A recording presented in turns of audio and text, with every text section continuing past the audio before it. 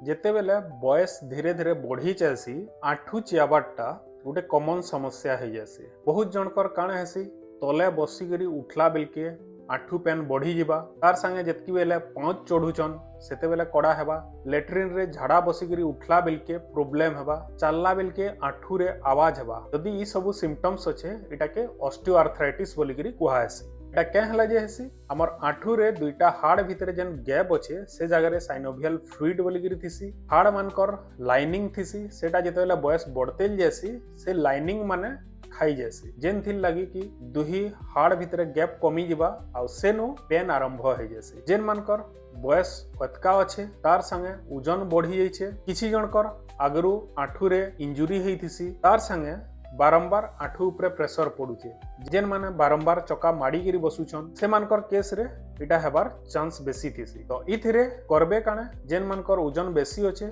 ओजन तो निहाती कंट्रोल के आनबार के पड़बा तार संगे किछि टाइम लगी जदि बेसी पेन अच्छे मेडिसिन खाई पारबे आ सबुनु इंपोर्टेंट अच्छे आंठूर एक्सरसाइज जेनटा कि क्वाड्रिसेप्स स्ट्रेंथनिंग एक्सरसाइज कहसन। से एक्सरसाइज माने कले जेते बेले आंठू पेन पहला स्टार्ट होतुसी अर्ली ग्रेड थिसी सेते बेले कमी जिवार चांस रहसी।